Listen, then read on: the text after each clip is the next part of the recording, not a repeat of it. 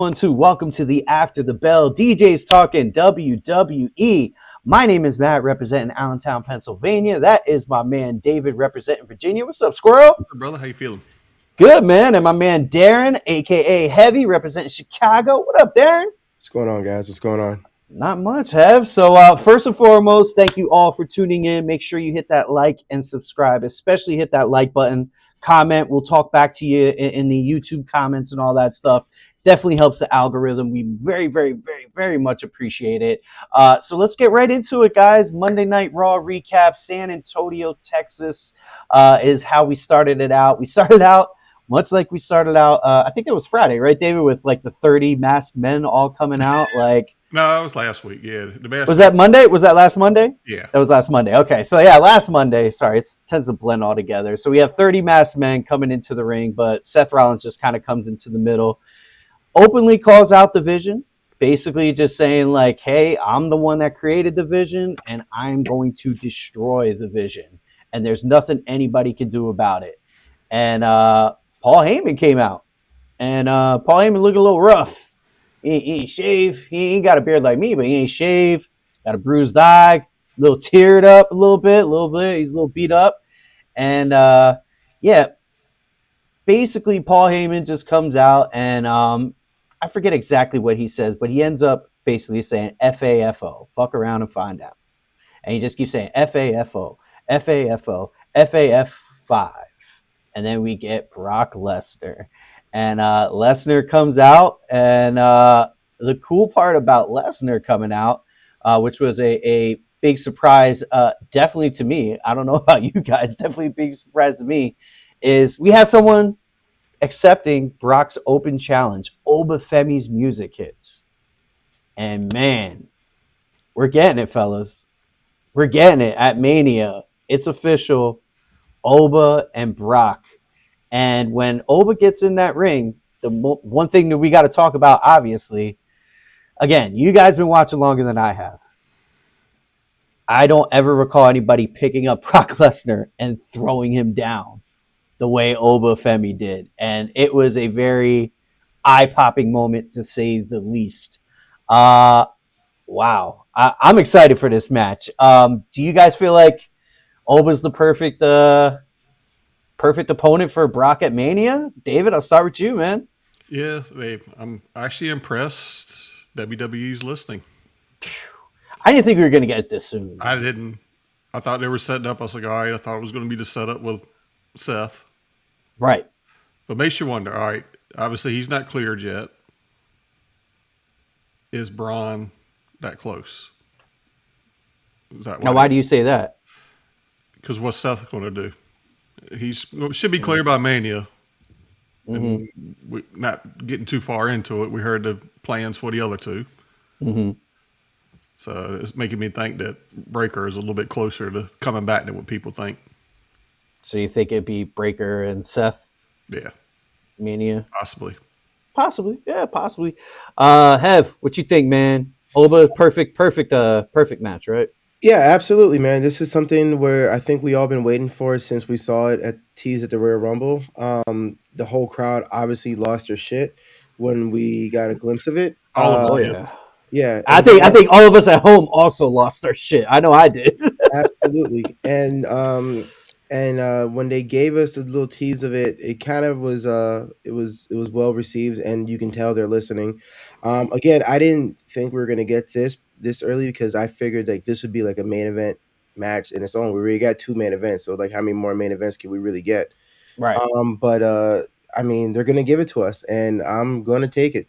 Hell yeah. I'm excited for it. Yeah, right. And no, I don't think I've ever seen anybody slam Brock the way that Oba did. But I mean, to be fair, I mean Brock, jumped up pretty high for him, so he sold for him, so that was great. Oh great yeah. To see, and we'll see what happens. It's just very jarring to see Brock in that position. Absolutely. I mean, Brock's one of the best sellers there is. He does not get enough credit. I saw one before he popped on alternate angle where he's laying on the thing. You can see him mouth up to him. Put your foot on my chest. Mm-hmm.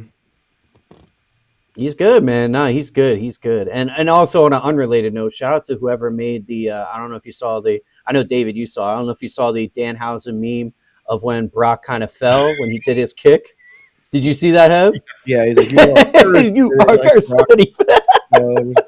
Shout out to whoever made that. That made me laugh. So speaking of Seth Rollins, though, I do want to touch on that real quick. So, what do we think Seth's plan is for the Vision? Like to take down the Vision? Do we think he's just gonna, do you think we're gonna get that, like David said, like kind of Brock at Mania, and we're just gonna kind of start to pick them off one by one? What are you thinking, Hev? It'd be interesting. It depends on who's all clear at this point in time, right? These guys can't stay healthy to save their lives. So I know that, you ideally would want to see Braun Breaker and Seth. Both are coming back off of injuries. So who knows if that's even a thing. But until Seth is back to 100%, we're probably just going to see more shenanigans from Seth, interfering in matches, doing what he can with him and his mask merry men, to do what they can to just kind of mess with the Vision a little bit. But I don't really foresee anything happening. I mean, personally, unless there's some miracle of God that these guys all get cleared within time. But I think we're gonna have to hold off to a different pay-per-view, possibly even SummerSlam, to get the resolve of that whole feud. Yeah, because when Oba came out, I mean, I thought for a second, I was like, wait a minute, is like Oba gonna roll with Seth and like he's part of this whole thing? Like that's what I'm kind of wondering, if like Oba's like has Seth back, because you notice when Oba came out, Seth really wasn't doing anything. He was just kind of in the corner of the ring, just kind of grinning, like he had something to do with it. And then as soon as Oba got in the ring, Seth just kind of skirted out. So what do you think, Davey? You think Oba might be kind of in the mix with Seth here? Nah.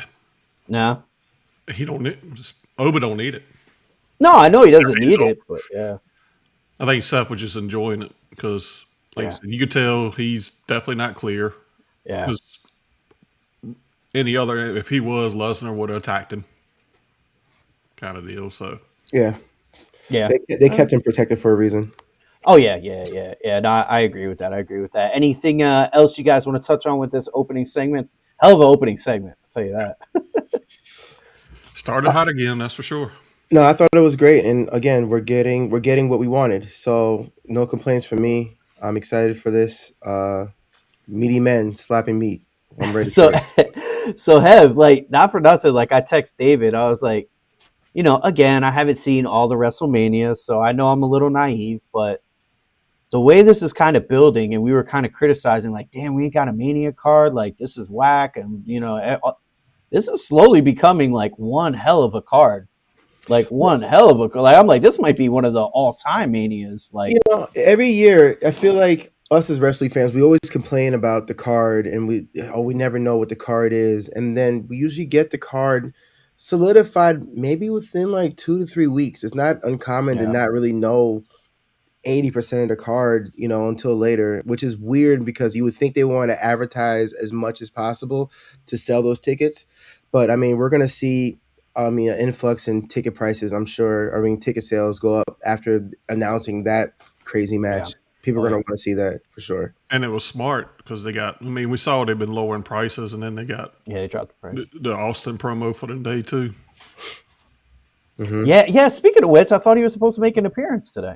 It's wrestling. Damn. Now you say that. And by the way, WWE, very misleading. They have the little promo, like, what is it, 31.6% off WWE shop. And I was like, you know what? I'm going to buy my Danhausen t-shirt tonight. And I go on. That t-shirt is not part of the promotion. Is it just you can get any other t-shirt, not the Danhausen shirt. How crazy is that? Pay full price. How crazy is that? No, but the way I looked at it was, I was like, damn, this dude is so over that they're like, no, we're not giving a discount on that shirt. People are going to pay top dollar for that. Yeah. I thought that was crazy. But anyway, so next match, we get our what's that, David? Shout out to our man D Walker in. Oh, shout out to D. Oh, did I miss his chat there? Yeah, there we go, D Walker. What's up, brother? How you doing, man? Good to see you. So first match on the card, Mask versus Mask. We get the original versus the modern El Grande Americanos. They kind of fought a little bit Saturday in AAA. Was pretty cool. Basically, I'll kind of give you a synopsis here. Modern Grande basically took original out into the stands and handcuffed him to a railing. So Bravo and Johnny handcuffed him to a railing. It was a 4-way match. So then Grande got back in and he was able to kind of win the Rey del Reyes or whatever. So he got the sword for that match there. So a lot of beef between these two. The match itself, I thought it was pretty good. I thought it was a decent match. During the match, Bravo entered the ring while the ref wasn't looking and secretly did the loading of the mask. That seems to be the move with the El Grande Americano. And then original Grande Americano jumps off of the ropes, headbutts him. But of course, the mask is loaded, so he knocks himself out. Modern gets the pin. He wins. Like I said, pretty good match. What were your guys' thoughts on it overall? David, I'll start with you. Solid match. Obviously shenanigans. When's the payoff going to be? I think we all know still probably going to be at Mania, but well, that's why I thought this was weird that they had it tonight, because I thought maybe Mania. It's going to end up being a mask versus mask, which they hadn't done yet. Tonight was just a regular match. Yeah. And now not the original, the new one, when he won his thing, because he's the number one contender for AAA now. Yeah. To me, it makes sense. Put that at their Triple Mania. Since he's over. Yeah, he's way over in Mexico. Like, I can't even like not for nothing, Hev. I know you don't really and David, I don't think you watch as much either with the AAA. Like, I would compare the modern El Grande Americano when he comes out in Mexico to like Trick Williams. Like, he gets that big of a pop. Like, it's crazy. I've seen clips. Yeah, I've seen. Yeah, it's crazy because it's kind of the opposite over here, because I feel like over here people cheer original a little bit more. Yeah. Also, Hev, isn't it weird that original El Grande Americano has like an American-made mask? That's weird. Yeah, that's what threw me off. I'm not sure what's going on with that. It's awkward. It's so weird. Yeah, he was kind of part of them a little bit. I know Chad kind of endorsed him, so maybe he can let him follow his mask the name. While so do we feel the modern Grande is getting over anymore in the States, or probably not so much? I mean, me personally, my feeling is not so much. What do you think, Hev? I think it's by design. I mean, and it's something that needs to be studied. It's kind of weird how one guy is totally face in one promotion, and the other guy is absolutely heel in the other one. And they're both pretty successful in each realm. So it is interesting. I thought this match was fun. I thought it was cool. Again, I thought it would have been a Mania match. And not everything's going to be like a main event. CM Punk, we're meeting one time only. I mean, some of these are going to have to be rubber matches, right? So I think we're just setting that up now. You know, you get the win and I'll get the win, and then we'll see who ultimately gets the win at Mania. So this is the first time they've met. I would ideally think they would meet one more time, and then we'll get like a crazy stipulation of my mask versus your mask thing. So. And then it will finally all will be revealed. It is interesting though how the different promotions. The only thing I could kind of think is the modern Grande. He actually speaks fluent Spanish, so I think that helps him in the Mexican crowd. You know what I mean? Like, he talks their native tongue. Yeah, he talks their native tongue, and actually that's kind of an angle they've been messing with. That he's basically calling out the original, like he doesn't even speak Spanish. Yeah. And they actually do funny segments about that around that whole thing, where they'll come up to him and he'll be like, "¿Qué? Like see, he speaks Spanish. He knows Spanish. So just some dumb stuff. I feel like the modern one won everybody over in AAA once he came out singing that really Mexican song. I don't know what song it was, but he came out and just sang that song like maybe like his second or third appearance, and had everybody in the stadium singing. And I was like, God damn it, he got him. That's a good point. He is over that. He's speaking right to them. Yeah, that's a good point. No, that's a good point. I didn't even think about that, but you're right. That is a good point. Yeah. So after that, we get a quick little backstage segment with Roman Reigns and the Usos. Basically, the Usos just being like, "Damn, dog! Like, I'm surprised you ain't hit him. Like, why you ain't hit him?" And I kind of liked Roman's angle on it, and it kind of sets Roman up as a babyface. I feel like for WrestleMania, where Roman said about, all he's got on me is like I'm a part timer, but he's like, that's because I'm a full time father. And I'm like, oh, okay. So I kind of feel like they're using this and like, oh, okay, we're gonna make the audience kind of go on Roman's side of like he's the good guy and Punk's the bad guy, which is a tough task because Punk is so over. But we'll kind of get to that promo a little bit later on in the show. I just thought that was a interesting kind of segment. I wanted to kind of touch in chronological order there. So next we get our Intercontinental on the women's side. AJ Lee defending against Bayley. Another solid match. I mean, I said this last week, and it still holds true in my personal opinion. AJ Lee is the best legacy female wrestler they've brought back. She actually can hang with these girls, where I haven't seen that from the other women that they have brought back. The match itself, I thought was pretty good. AJ locked in the Black Widow submission. Bayley tapped out, giving AJ the retaining clean. With this match and AJ retaining, kind of seems like we're going to get AJ around, at least for Mania. Like, she's going to be around pretty. I mean, obviously, we're going to get Becky and AJ for Mania, I'm assuming. I think we're all on the same page with that. But yeah, it seems like AJ's going to fight a couple more times before we even get to Mania. David, what were your thoughts on the match and AJ's position overall with the WWE? Definitely a good match, which, kind of figured it would be. Mm-hmm. I was a little surprised that it was a clean finish. I was expecting Becky out a little bit earlier.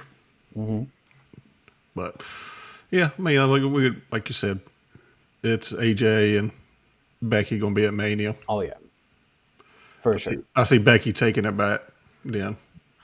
For sure. Hev, what did you think of the match itself? I thought the match was solid. Really good match. You can see with every match, AJ is knocking off that ring rust, which is, deeply needed. It's been how many years since she's been in the ring? And, not to say that her matches with Becky weren't great, but you can tell Becky carried a lot of that. With her coming back and like having a good match with Bayley, I feel like is just great. It's just great, and is helping her knock that ring rust off, getting ready for hopefully an incredible match at Mania. Hopefully these ladies can steal the show. I'm excited for it. Yeah, no, for sure. Yeah, D Walker is just like maybe we get a little AJ versus Lyra next. I mean, yeah, I feel like Lyra and Bayley, which we kind of saw backstage, are gonna be shooting for their tag team title. God, messing with my mind there. Yeah, I don't know if we'll get that match next, but I'm confused. Yeah, what do you think? I'm confused to what Bayley and Lyra are doing. I still haven't really figured that out. Bayley was going in this like really dark split personality thing, and then at times she'll pull back, and then Lyra is doing that weird split personality. Like even after after Bayley lost, it was just weird, and I'm just like, okay, what is going on? Like, you guys okay? Like, what's happening here? So maybe you guys can clue me into what's going on here. My opinion is they're just kind of floating in the universe, and they're trying to get the tag team now. David, you look like the same. Yeah. Okay. Yeah. So what I've been saying. Yeah. They're just kind of floating in no man's land and trying to be a part of the tag team title picture.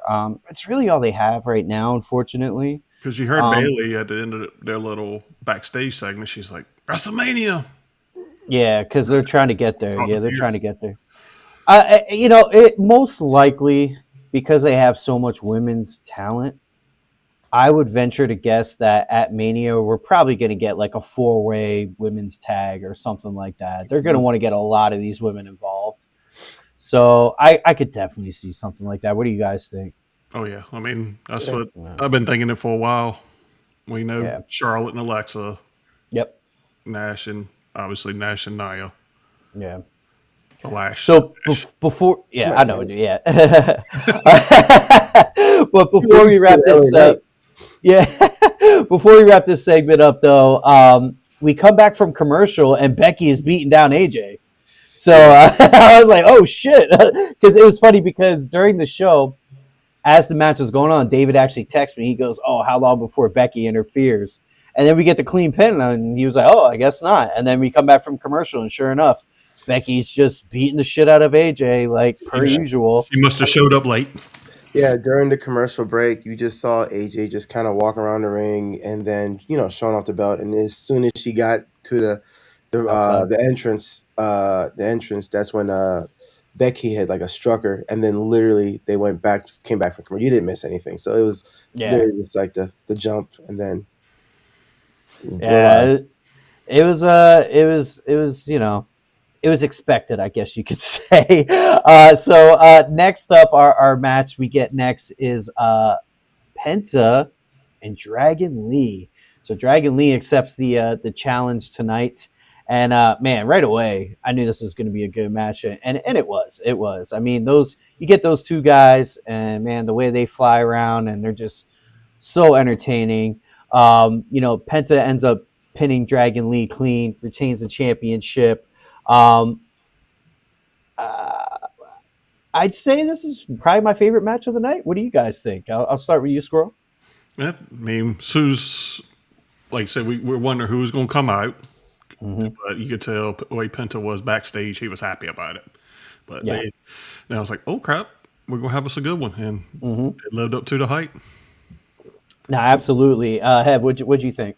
I thought it was a great match. Luchador versus Luchador. You can't really go wrong with that. And I'm not the biggest Dragon Lee fan, but I think he really held his own and was impressive tonight for sure. Yeah. No, he's solid. He's not at the top of the Luchadors, but he's solid up there, and he definitely has some cool moves. I mean, like I said, it's probably my favorite match of the night. I just really enjoyed it.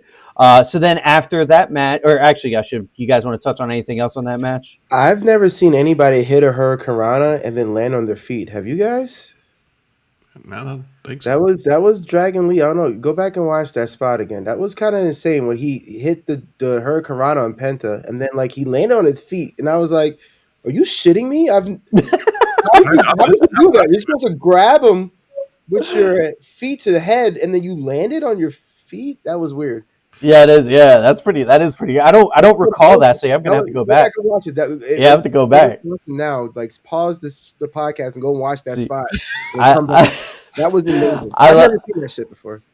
See, this is why I love doing this show, because like it's stuff like that like now I'll go back and I'll watch that because you caught it and I didn't. So I absolutely love this. I love this show here. And it was one little small. I text you, Matt, but did you catch Jessica Carr with a little rope assist when Dragon dove through the ropes?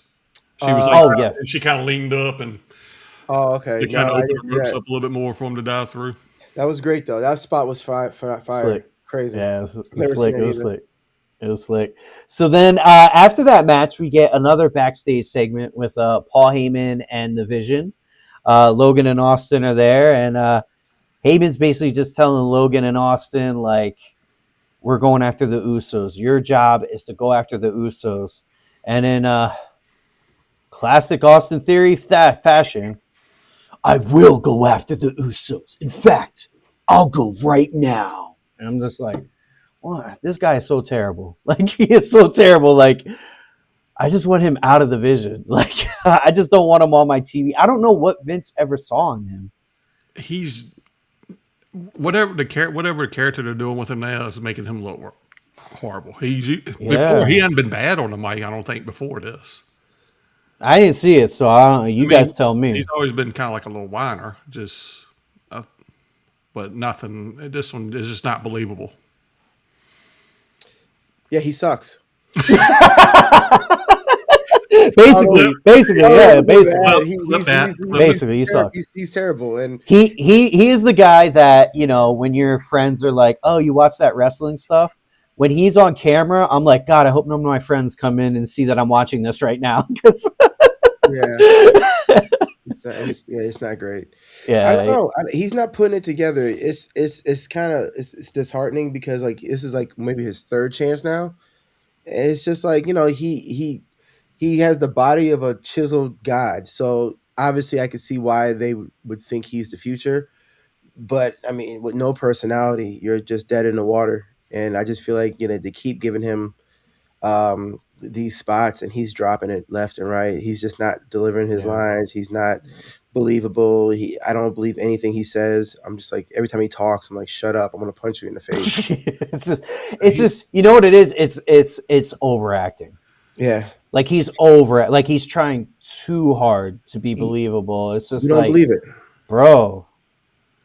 Yeah, like, what are we doing right now? Like he just needs like a complete character refresh, and not as a heel. I want to see what he can do as a babyface. I mean, listen. I thought he was going face. I mean, they had the whole thing with him and Waller, and he was doing really face shit. He would sign autographs, and Waller would be like, "What the hell are you doing?" Snatch the autograph, and he was like, and his Instagram was super positive. I followed him on IG, and every day he had like some positive fucking message, and then he disappears, and then he comes back as a bad guy, like more of a heel, and I'm like, all right, yawn. What about this? Going back to kind of like an original, no pun intended, theory. He's overacting to try to blend in, and he's still Seth Mole. Maybe. I mean, that'd be great. If you want to fantasy book that, I mean that's a storyline. You know what I'd like to fantasy book with Austin Theory? I'd like to fantasy book AEW calling him and him going over to AEW. That's what I would like to fantasy book for Austin Theory. I don't need him. I don't, and that's not a shot at AEW. I just mean he won. I just want him out. I just want him out of the. But I just want him out. Actually, you know what though? Because you watch AEW, David. Correct me if I'm wrong. AEW doesn't do as much of the acting kind of backstage. It's more about the actual wrestling, right? Or no? Yeah. So actually, he might actually thrive in AEW. That actually might not be a bad thing. It worked for Ricochet. So yeah. Yeah, I mean, I kind of said it as a joke, but it actually might not be a bad thing. You know what I mean? Like, if he just goes to a more wrestling focus, I mean, I don't think he's that great in the ring either, but whatever. I mean, definitely keep the microphone away from him. At least in this heel, it's just not working. It's just not working. Yeah. So let's go ahead and move on to our next match, which is Natty and Maxine. So we get a little Natty Maxine action. Once again, this match didn't really do it for me. Very rarely does. Natalya ends up pinning Maxine again. And yeah, did this match add anything to the show or to the universe at all? Heavy, I'll start with you. Absolutely not, man. I mean, filler time. This is one of those things where I kind of just tuned out. I'm gonna be honest with you. I'm not gonna lie to anybody out there watching this. I was in and out of this match. I was like, I had music going, doing some other shit while I'm just watching. I was doing laundry. I got you. Yeah. I'm just like watching with the light, with the sound off. So I didn't really see anything. Yeah, David, what were your thoughts? Match of the night. What are you talking about? Yeah, definitely not match of the night. I can't definitely with a straight face. Yeah, D Walker hit the nail on the head. Bathroom break match. Yeah, for sure. Yeah, this too, right? It was short. Yeah, it wasn't. Yeah, it wasn't that long. Yeah, it definitely wasn't that long. I feel like it wasn't like a commercial break long. And they advertised it, so it wasn't like hey, we need to fill some time. Yeah, no, definitely. So yeah, after that, we get a satellite interview with Michael Cole and Randy Orton on, I guess, a dial-up modem. I guess he's still using an AOL trial CD. I don't know what was up with his connection there, but Orton basically said, I know I agreed to do an interview, but I'm not going to do one. And he just kind of makes a statement. And he's a little long-winded, but basically says he's talked to somebody and he realizes who he is now, and he is a killer. And wrestling has more than just one royal family, which we know is Cody's signature line and his theme music there. David and I talked about it a little bit on Friday, so we'll start with you, Hev. How do you feel about this Orton? I don't know if it's a heel turn. I was kind of thinking about it. I don't know if it's necessarily a heel turn or it's just him being like, I got to make this match personal because I want the title.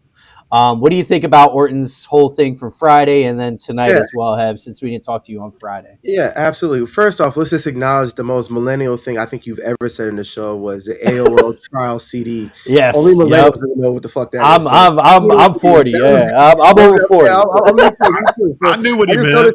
I knew, and we all knew what he meant. The 20-year-olds are like, I don't know what that shit is, but yeah, go ahead. That was first world problems back in the day. That was, man. Y'all know what it was like downloading an MP3 for 3 hours. Y'all know what that was like. Oh man, try surfing the website for porn back in the day. One picture. Oh, yep.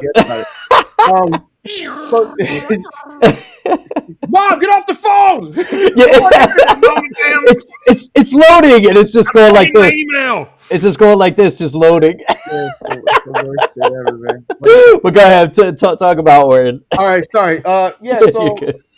So Friday was cool. I really liked where they went with it. I mean, they had to make somebody heel. I mean, I think everybody wanted Cody to go heel, all the wrestling fans or the I guess the wrestling nerds you want to call them or whatever. But like, I don't know. I mean, they're gonna keep him face, and that's fine. And I mean, to sell the fight every year, we've gotten Cody bleeding for the last 3-4 years. First it was The Rock, and then last year it was Roman. This year it's Randy. He's always bleeding right before Mania, which I'm not mad at. Sell the fight how you need to sell the fight. You know, I think a lot more people were invested when Randy kind of made that turn. So I'm kind of more into like how dark are we going to go? Like how heel are we going to go? I'm interested to see who the fuck Randy was on the phone with. Yeah. He was on the phone with somebody important. And they kind of left that up to chance. I'm curious to see where that goes. But outside of that, I mean, you know, again, it's going to be interesting to see how Roman and Punk does it because again, you're having four faces in the main event. Yeah. If you really think about it, I've never seen anything like this ever. You know, there's no heels, so somebody's going to have to play the heel. Randy said, "I'll do it." Best heel in the game. Mm-hmm. Okay, cool. And then I don't know if it's going to be Punk or if it's going to be Roman. I mean, they're both equally assholes to each other, so I don't know where it's going to go. But I mean, shit, that might be heel versus heel at the end of the day. I don't know, but yeah, I like it because it's just making everything more personal. And then when you have these matches with emotion and stuff, that's when you get the good stuff, and that's when we get excited about it versus just some. Yeah, guy A versus guy B. You're gonna get in the ring and go at it. You know what I mean? It's when you get families involved and all that stuff. Yeah. That's what really kind of creates the hype for all of it. I saw a promo where they pulled up a video of Randy RKO with Dusty with Cody just standing right there doing nothing like a bitch. So I didn't know what I wasn't really watching back then, but that's when they were in Legacy. Yeah, so I didn't know what would happen, but yeah, I just saw, the RKO to his dad, so I'm pretty sure that's going to come up. If they don't, that's a missed opportunity. But yeah, I mean, it's interesting. Yeah. Anything else you want to touch on, David? I'm saying I'm curious who it is. I saw a couple things pop up. One, I don't know. When somebody said Rock, I was like, because they said family, I was like, I don't think people really think Randy Orton is third generation. Yeah. Orton is a wrestling family name. I mean, I'll throw a name out there. What if he was talking to Paul Heyman? Nah. What about KO? Oh. But last I saw, I know we were talking about it real quick on Owens. I think he said sometime this summer he's supposed to go back to see the doctor.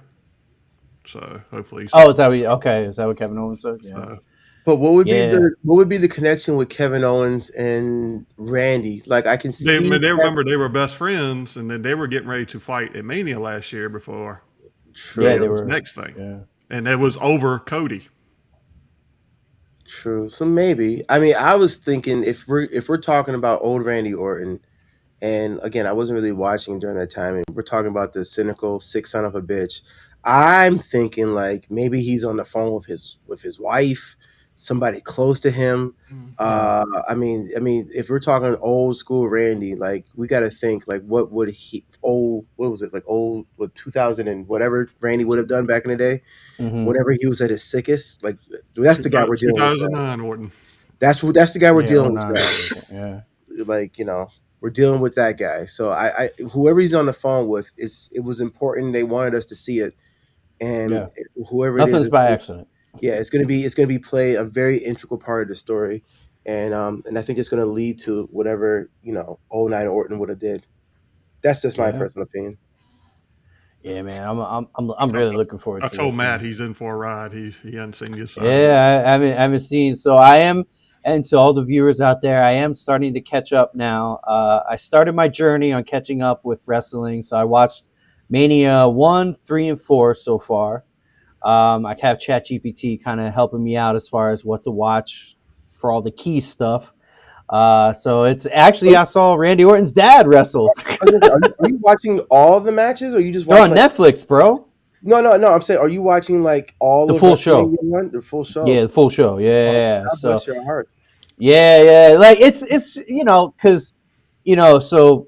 Again, we're all DJs here. So like I work full time as a DJ. So a lot of my work is done at home. So I always need something on the TV. So this is like a perfect thing. You know what I mean? So it's just like, oh, dope. I get to do this as I send out contracts and all that kind of good stuff. So yeah. So now I'm enjoying it though. I got a lot to watch though. I think it was like 56 shows it laid out for me to watch. So I got a lot.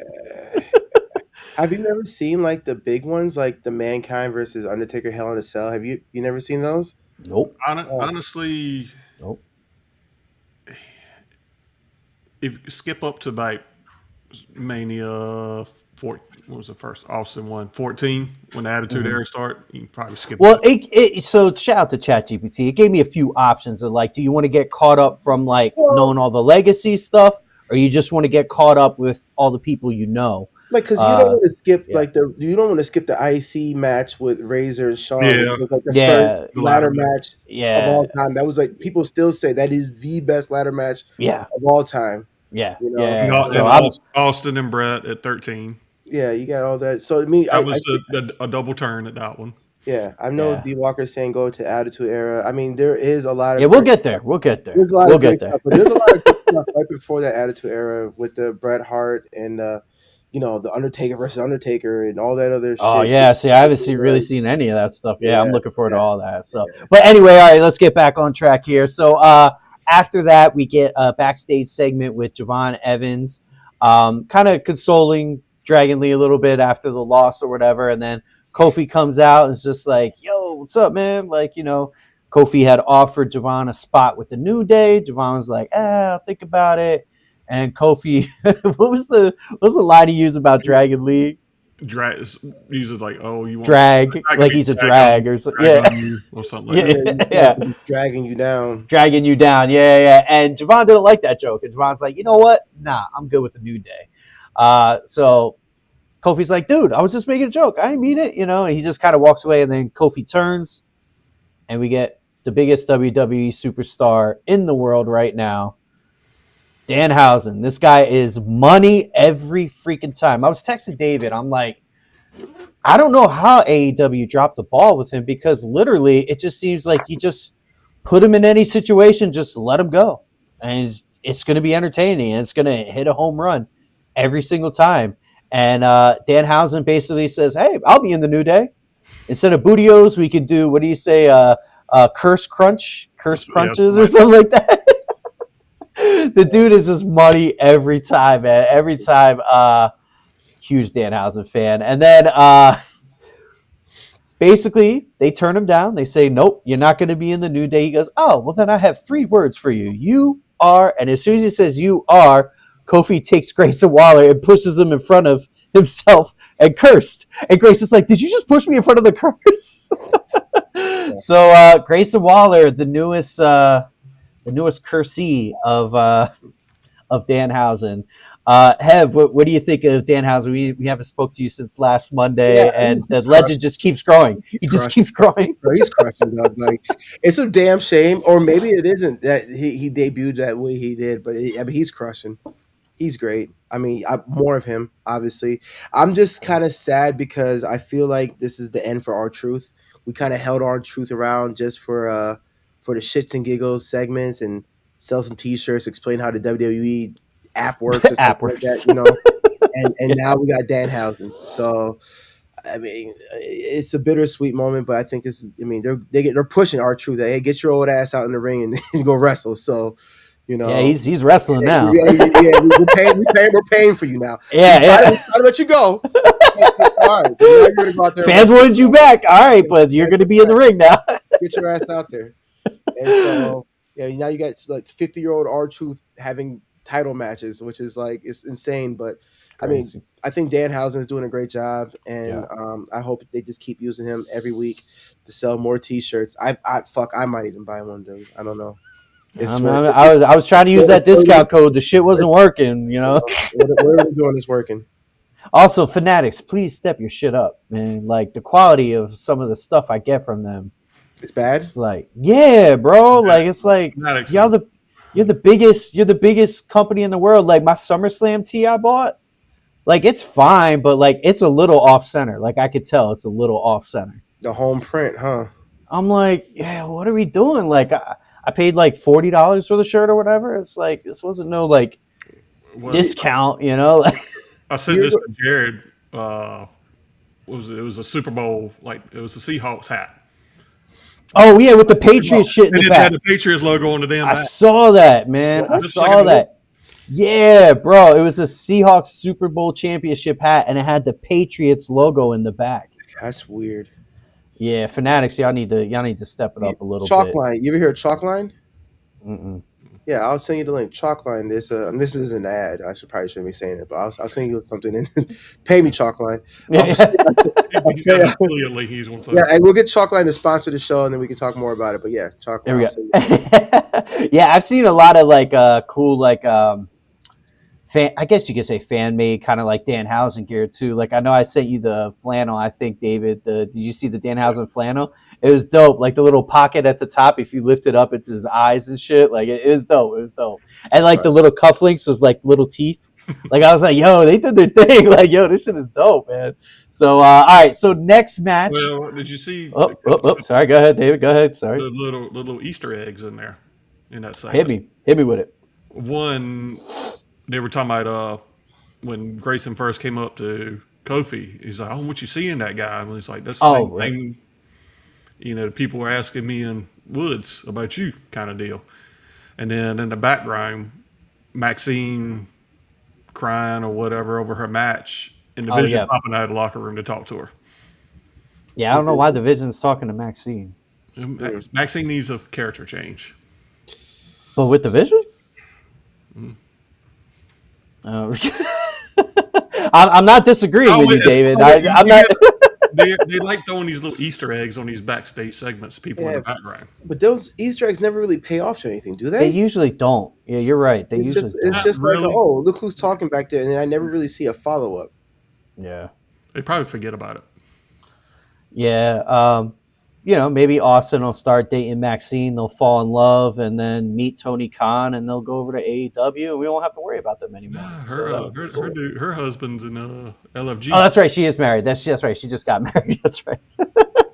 Well, it's a WWE universe. You know, Dom has a girlfriend. He's married. Whatever. Little Timu Rock. She's married to Timu Rock. Timu Rock. That's great. Too funny. But all right. So next match, we get our Women's Intercontinental, Stephanie versus Raquel, and this, you know, I was very much on the Raquel train coming into this match. This match, I felt like she didn't really impress me as much. I thought she was very kind of mediocre in it. During the match, Liv Morgan kind of, you know, of course she's out there with Liv, kind of causes a little distraction to the ref. And then Io Sky comes out, which was really random to me. It didn't make sense to you guys either. I wasn't sure if it was just me. I'm like, did I miss something? I think it was, I forgot what it was. They screwed Io over. So they're trying to find like something Raquel? You talking about Raquel and them? Yeah. Screwed her over? Okay. It was some kind of match or something. I can't remember exactly. But I guess they're trying to find somewhere for Io now. Yeah, I mean, Io just basically came out and got thrown through the table, and that was pretty much it. And then Steph threw Liv over the barricade, which cleared the way for her to get back into the ring, pin Raquel cleanly, retaining her championship. An okay match. Steph is starting to let me down a little bit, though. I used to be a real big fan of Steph, but it just kind of seems like the same old now. What were your thoughts, Hev, on this match and Steph overall and Raquel overall, I guess? Yeah, I mean, this match wasn't going to be your 5-star classic. I mean, it was fine. It did what it needed to do, which was bathroom break filler. I'm surprised they did it for a championship, though, which was kind of odd. Right. It wasn't for the title. It wasn't for the title? I thought it was. Nah. Are you sure? Yeah. Oh, okay. All right. Okay. I thought it was. Especially with Liv when Liv's got the title shot. It was just mainly to soften her up kind of deal. Yeah. Well, gotcha. I'm soft watching this, so yeah. This one didn't really leave anything. But I think you're right. I think Stephanie Valkyries, her movesets are, it's okay. I mean, she can really go. So I mean, we've seen her really wrestle, and I don't know, maybe it's a limitation on Raquel, but I mean, you put her in the ring with Io, it's a 5-star classic. That you is put her true. in the ring with Raquel, maybe Raquel can't really do a lot of the moves that Io can, so then now her movesets are a little bit more limited, and you're gonna have to wrestle like a big girl now, big girl style, because I'm not doing all that flippy shit. You're gonna, so maybe that's what it is, just the two different styles of wrestling. That's fair. But And Raquel did something in this match again that she did when she was doing when she was challenging for the title. She will not sell that damn devil's kiss for Stephanie to save her ass. Yeah. It just looks horrible. It was very weak. Yeah, it was very weak. The devil's kiss was a little weak. She was not selling that well, for sure. Put your face in there, man. You gotta embrace it. Gotta embrace it. So yeah, it was, again, it was an okay match. I think Steph and Liv, they're gonna have a really good match at Mania. I'm looking forward to that one.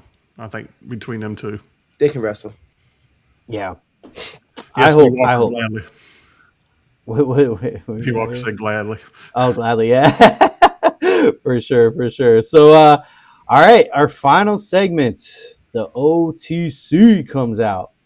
Roman Reigns comes into the ring and basically right away just calls out Punk. He's like, I know you're back there. Just come on out. And I was surprised. I don't know if you guys are. I was surprised. I didn't know Punk was there. I was like, oh, shit. They didn't advertise him at all. Yeah, I was like, they showed him and AJ like early in the show, like at the beginning of the show. Oh, okay. I might have missed that then. Okay, I didn't know that. Yeah, but I was not expecting Punk at all. I was like, oh shit. So Punk comes in the ring. One thing I did notice, I'm sure you guys did too, the crowd, very 50-50. Very 50-50. There was as much cheers as there was boos, and as much CM Punks, there was Roman Reigns, like very 50-50, which is what you want if you're WWE creative, right? Like this is what you want. Like you want that. One kind of thing in this promo that I thought was kind of a defining moment here is Roman basically just said, Punk, you ain't better at me than anything. You're not more athletic. You're not as strong. And he basically went to, he's like, you're not going to get into my head. And I understand this is your game, but I ain't playing it. And goes to leave the ring. And Punk stops him. And Joe kind of gives a little look. He's just like, oh, okay. So he like kind of goes around and Punk, nope, he's blocking him. I'm like, oh shit, we're about to scrap a little bit here. And then Roman even tries to go outside of the ring, and Punk goes outside of the ring, and he gets on the mic and says, this is my show, and you leave when I say you leave. And to my surprise, Roman backed down and went back into the ring. I didn't think Roman would back down, but he did back down and go back into the ring. And then the line that got CM Punk is Roman says, you're old. And that set Punk off and punched Roman in the face. Roman smiling, of course. It wasn't even security; it was management. Basically, comes out, Pierce and everyone kind of separate them two, and then that's how we kind of basically leave the show with Punk being escorted out of the ring by management. Roman and Punk, quite the feud we got going on here. Do we feel like the split reaction from the crowd and everything is going to make this Mania match even better, or do we feel by the time we get to Mania, we'll have a more defined babyface and a defined heel? I'll start with you, David. I think it's going to probably stay at 50-50 because, Roman, the tribal chief, he's going to come off as a jackass no matter what. Just that's just what it is, face or heel, would it be this way. I think it's going to be money because obviously we're seeing a little mini bloodline reunion with his brothers backstage and with his cousin. Sorry. What is that going to be like having a babyface bloodline? That cooking, they're going to be a little bit more involved. But it's something. I mean, it's going to be. It's two big names. It's going to be gold, but it needs to pick up somehow. Especially now, Cody and Orton, like me and you talked about it Friday night. They just made a run to take over night 2. Yeah, we know it's not going to happen, but I wouldn't be too sure about that. I'm not as positive that that's going to be Punk Roman is the second night. I'm not positive. I think Netflix is going to want that. They want their title. But it's on ESPN, so yeah. But that's what I'm saying. I wouldn't be too sure, dude. I wouldn't be too sure. What were your thoughts, Hev? I'm gonna agree with D Walker on this one. This segment was very lacking, for me at least. It wasn't as good as the other two. I agree. The first one was just so out the park good. It was gonna be hard to follow that up, and then even with the Usos last week was just out the park again. Tonight it was just a little weird. Like I felt like the Jimmy and Jay segment with Roman was more interesting than what was going on tonight. It was just, you're old. Well, not at that point, but it's like, you can't do what I can do, and you're never here. And then, you say I'm always never. It's just the same shit over and over again, which Roman called out, which was like, okay, that's true. We are saying the same shit over and over again. What else do we got? Because, I think you gave us everything we needed to that first time. I hate you, and because of this and that and your podcast, and not to say that there weren't good lines tonight. Like the Samoa Joe nod was great. I don't know if you know who that is, but he's a really, really big wrestler. And the wife, and the line about his wife too. Yep. And so there was some good moments in the promo. I just, and then the whole thing getting upset, calling me old. I don't know if that was like a mic drop, like I need to drop your ass moment, but okay, we'll go with that. I made fun of your dead dad. You called me old, and that's what set me over the edge. Like, okay, I'll go for it. So, it just wasn't great, and I feel like these guys need something else. I mean, I agree with you. I think if they don't give me something else here, I'm more invested in what the fuck Randy's going to do to Cody, and Randy getting number 15 over them. What the fuck is going on with this CM Punk and Roman thing? Personally, crazy how quick things change. It switched so fast, it's so quick. That you're gonna give me back to the fucking sick ass Viper for a match. I'm in. Are you kidding me? Yeah. Punt Cody's face to the moon. Like I'm in. Are you kidding me? They can bleed more. Yeah, more blood. Rip Cody's those dress shirts. We don't give a shit. Yeah. Cody's like absolute shit. They posted his face on the WWE Instagram looking like all ripped and bloody. And I'm like, man. More of it, bro.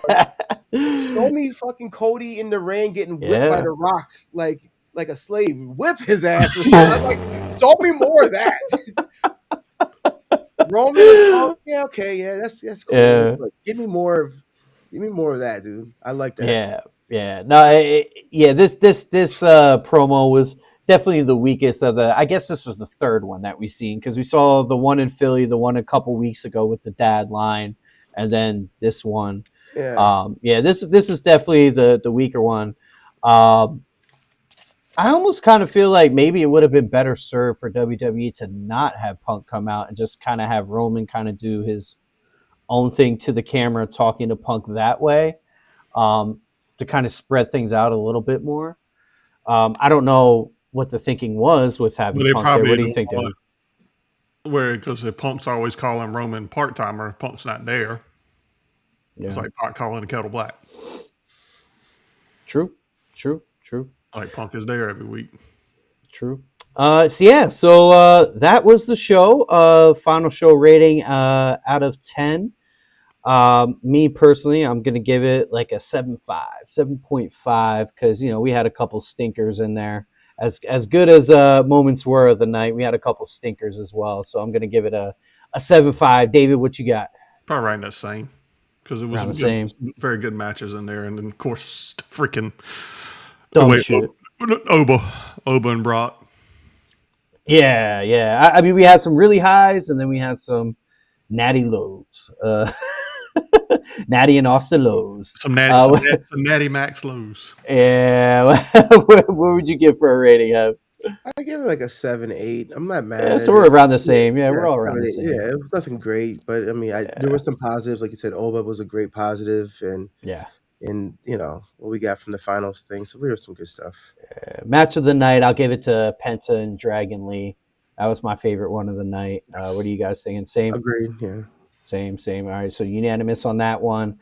And then segment of the night, definitely the Lesnar and Oba, man. That I got everybody excited, man. That had everybody jump up out of their seats. Mm-hmm. So yeah, man. So anything else you guys want to touch on before we get up out of here tonight? Well, you watched the Triple A, so they said Dom was hurt, wasn't cleared. Yeah, so I don't know what happened. What's that? Did he get his head split open? I think I saw that. Yeah, I saw so he did. And did he take a real chair shot to the head, which surprised me? I did see that. Yeah. So it was kind of crazy, actually. So his head was split open, and at one point, Vikingo kind of has him like almost kind of like in a headlock, and Vikingo sees that the top of his head is bleeding, and Vikingo like wipes the top of his head with the blood and goes like that. Oh. I was like, whoa! I was like, yo, this is pretty wild right now.